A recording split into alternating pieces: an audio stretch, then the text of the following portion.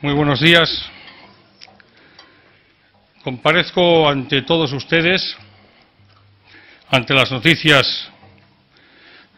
que hemos tenido conocimiento todos, relativas a un caso que mantiene a la opinión pública española muy interesada y muy afectada desde aquel 8 de octubre de 2011, cuando José Bretón Gómez denunció la desaparición de sus dos hijos menores, Ruth y José, de 6 y 2 años respectivamente. Como saben todos ustedes, porque los medios de comunicación desde entonces se vienen interesando de manera especialísima de este asunto que, repito, ha conmocionado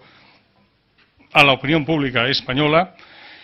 eso ocurrió en el Parque Cruz Conde de Córdoba.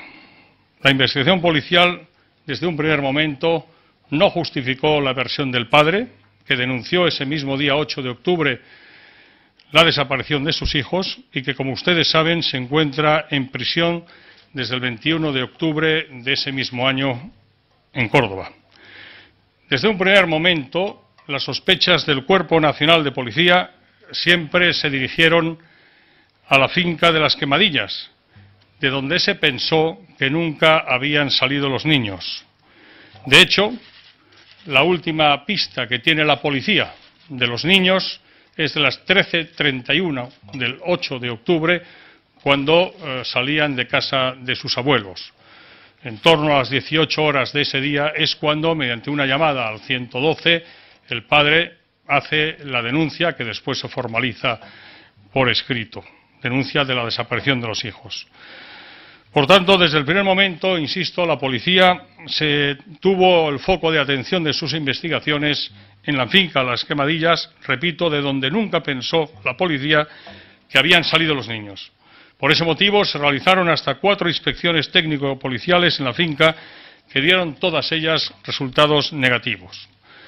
Saben ustedes que ese mismo día 8 de octubre, el día en que se denuncia la desaparición de los niños, se tuvo constancia de que se había producido una hoguera en esa finca de Las Quemadillas, que determinó una inspección ocular que posteriormente dio lugar a la extracción de muestras que fueron objeto de análisis de informe pericial por la Policía Científica del Cuerpo Nacional de Policía. La perito correspondiente determinó en el informe que concluyó el pasado 10 de noviembre de 2011 que los restos óseos examinados de aquellos restos de hoguera de la finca de Las Quemadillas se trataban de huesos, cito literalmente, de pequeños animales, no existiendo huesos procedentes de restos humanos. Ante la claridad y contundencia del informe técnico policial de Policía Científica de fecha 10 de noviembre de 2011, como es lógico, la policía desarrolló otras líneas de investigación. No ha parado en ningún momento la policía de actuar. En ese mismo periodo, la policía elevó al juez la petición de la familia materna de los niños desaparecidos de que un investigador de primer nivel, el doctor en medicina y especialista en antropología y biología forense, don Francisco Echeverría, elaborara también un dictamen que concluyó el pasado 17 de agosto, a partir precisamente de los restos óseos recogidos en la hoguera a la que hemos hecho referencia de la finca de Las Quemadillas. Restos que fueron recogidos, como he dicho, entre los días 10 y 11 de octubre por la policía y que permanecen en su seno, garantizando pues la confidencialidad y seguridad de la cadena de custodia. La policía aceptó esa petición de la familia materna de los niños, la autorizó el juez y el experto efectuó, como he dicho, el correspondiente dictamen. A esos efectos conviene tener presente que, según los expertos, aquella hoguera se manipuló con una placa de hierro de tal manera que en la práctica se convirtió en un auténtico horno cuya temperatura de cremación pudo llegar a alcanzar incluso los 800 grados centígrados. Tengan presente, para darnos una idea de qué nivel de temperatura estamos hablando, de que la temperatura de fusión del hierro está en torno a los 1000 grados centígrados. En este caso, según los expertos, se pudo llegar hasta los 800 grados centígrados de temperatura en esa hoguera. Pues bien, en el informe al que he hecho referencia, efectuado a petición de la familia materna con el consentimiento de la policía y de la autoridad judicial, poniendo a disposición de dicho experto pues los restos que estaban custodiados en la comisaría de Policía Científica, el doctor Echeverría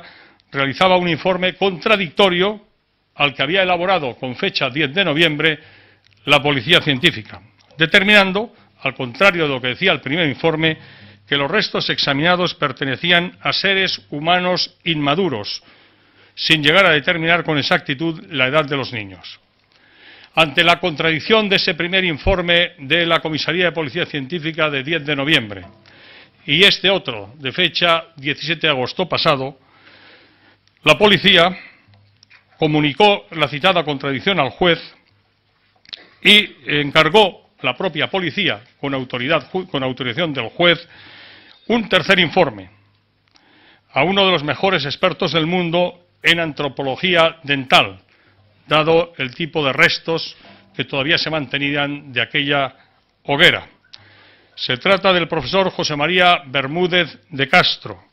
profesor de investigación y director del Centro Nacional de Investigación sobre la Evolución Humana, que junto a los profesores Carbonell y Arzuaga trabaja en los yacimientos de Atapuerca, en Burgos. Tengo que agradecerle, en nombre de la Policía y del Ministerio del Interior, al profesor Bermúdez de Castro, que a instancias de la Policía y con autorización judicial realizara este tercer informe con una rapidez inusitada para este tipo de trabajos. Y en su conclusión debo informar, conclusión que es del pasado 22 de agosto, es decir, de hace exactamente 5 días, expone grandes coincidencias con el informe del doctor Echeverría. En concreto, el dictamen del director de un centro tan prestigioso en la antropología mundial como es el profesor Bermúdez de Castro de Atapuerca, determina que tras examinar las pruebas analizadas, los restos corresponden al menos a un niño de 6,22 años de edad con un margen de error de más o menos 43 días. Tenemos, por tanto, 3 informes. Un primer informe que niega que los restos fueran humanos, un segundo informe que afirma con toda rotundidad que son seres humanos inmaduros, un tercer informe que pide también la policía, que coincide con el segundo del profesor Echeverría, de que son restos humanos los que hay ahí, garantizando que al menos esos restos pertenecen a un ser humano inmaduro que incluso data en los 6,22 años de edad, con ese margen de error al que he hecho referencia. Como ven ustedes, la voluntad de la policía es la de hallar el máximo número de versiones que permitan esclarecer este dramático suceso. El juez instructor del caso, con quien yo personalmente he hablado esta misma mañana, tiene previsto ordenar, como es lógico, nuevas líneas de investigación para proseguir en las pesquisas que determinen una confirmación definitiva de la procedencia de los restos. Dicho de otra manera, se trata de confirmar o no la veracidad de estos informes, de estos 3 informes, en donde 2 son básicamente coincidentes, aunque no sean idénticos, pero que esa básica coincidencia es contradictoria de las conclusiones del primer informe. Y el juez ha ordenado la práctica de unas diligencias que permitan, como digo, confirmar la veracidad o no de las conclusiones de estos informes mediante unas diligencias que ha declarado secretas y, por tanto, sobre las cuales, como es lógico, yo ni nadie se va a pronunciar. En todo caso, tengo que decir que respecto a las investigaciones policiales que se sucedieron desde noviembre del pasado año, una vez ese informe técnico pericial dictaminó que no eran restos humanos los que se habían quemado en aquella hoguera de las Quemadillas, y la actualidad han sido múltiples, intensas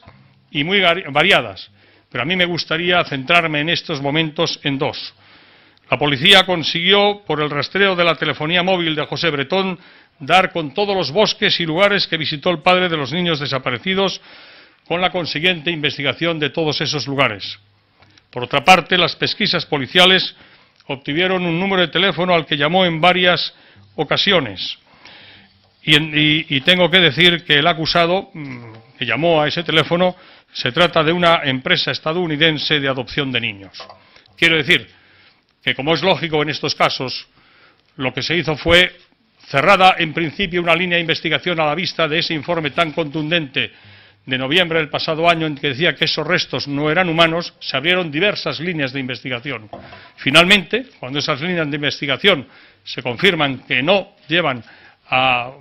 aclarar el caso, se vuelve al punto de partida. Es lo que se ha hecho. Y tengo que decir que en estos momentos, al estar ya en los momentos en los que estamos, solo me resta añadir que esa filtración, porque estos datos que yo les he suministrado a ustedes ahora, evidentemente los conocemos, los conoce la policía y los conocía el Ministerio, pero estábamos guardando no solo el secreto sumarial, que por supuesto, sino también el sigilo necesario para que las investigaciones policiales y judiciales pudieran culminar con el éxito deseado. Y por tanto tengo que decir, porque además así lo he hablado con el juez, ¿verdad?, que tanto a la justicia como a los investigadores del caso, estas filtraciones les han producido malestar en la medida en que pueden perjudicar, repito, el desarrollo de las mismas. Pero una vez que esa filtración se ha producido y una vez que ha sido de dominio público y ha causado el lógico interés y alarma social, nos hemos visto en la obligación, efectivamente, de comparecer ante ustedes para exponerles, como he hecho, cómo está el caso y decir que a partir de estos momentos esperamos, lógicamente, las diligencias,